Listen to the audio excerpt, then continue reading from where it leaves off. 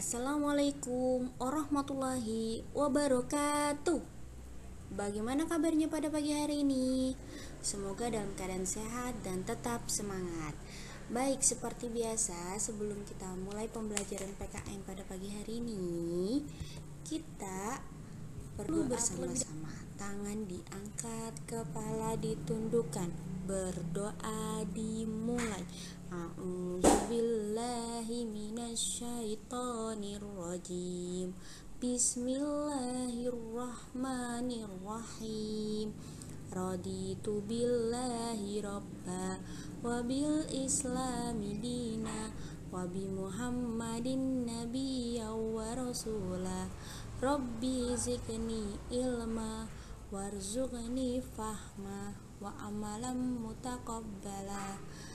Kami ridho Allah sebagai Tuhan, Islam sebagai agamaku, dan Nabi Muhammad sebagai Rasul.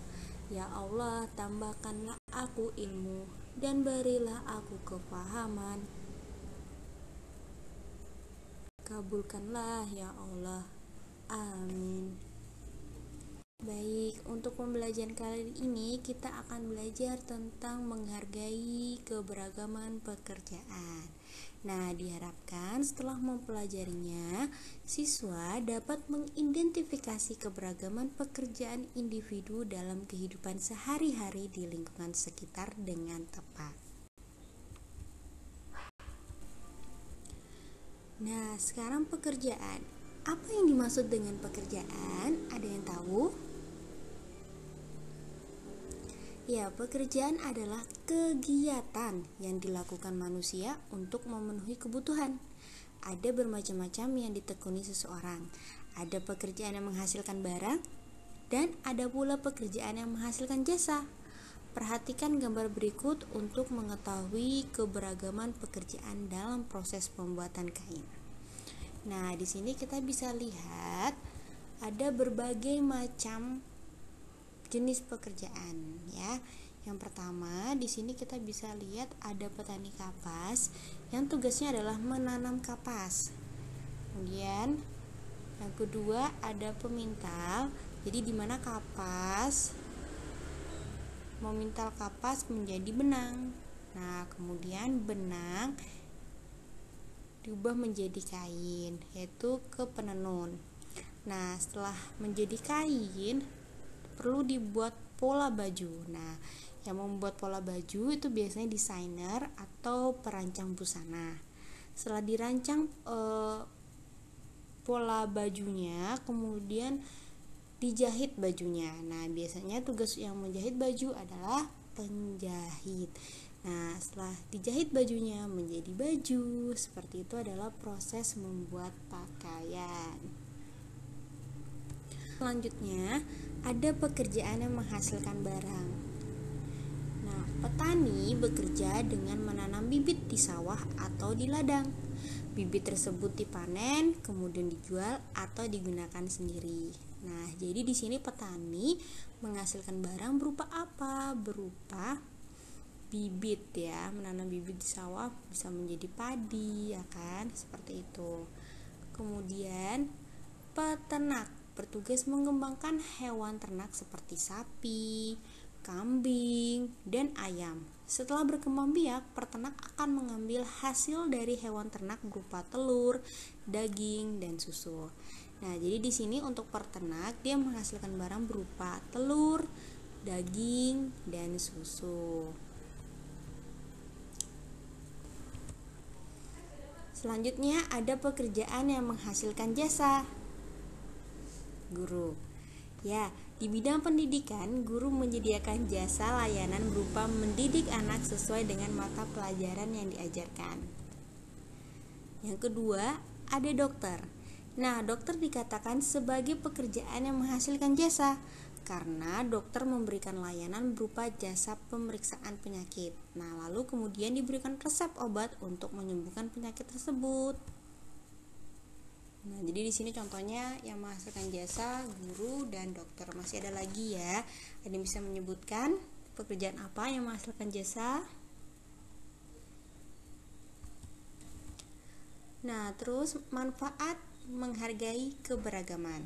Masih ingat ya anak-anak, keberagaman itu apa?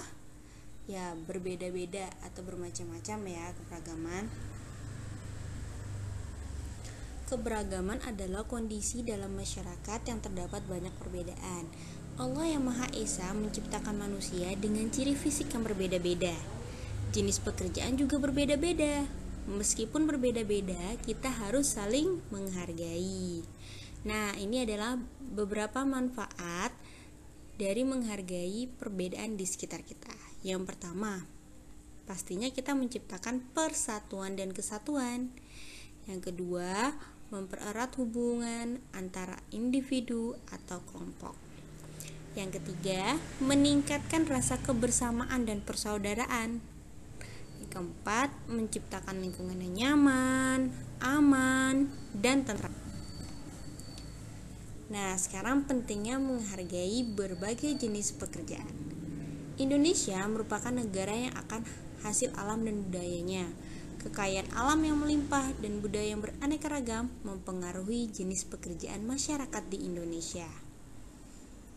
Nah, di sini ada beberapa jenis pekerjaan ya. Ada petani, guru, penjahit, pedagang, nelayan, dokter, pilot dan sebagainya ya. Masih banyak pekerjaan lainnya. Nah, mereka berjasa kepadamu tanpa kalian ketahui. Oleh karena itu, hendaknya kita perlu menghargai keanekaragaman jenis pekerjaan di sekitar kita.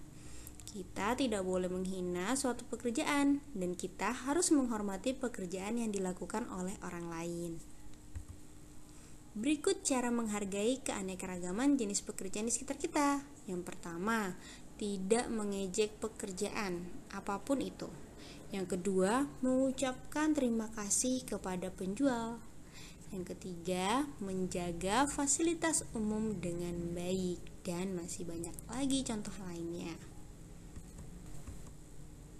Sikap menghormati dan menghargai pekerjaan orang lain banyak manfaatnya.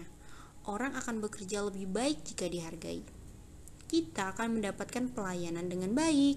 Kita juga dapat menikmati hasil pekerjaan orang lain dengan nyaman. Suasana menjadi rukun dan damai.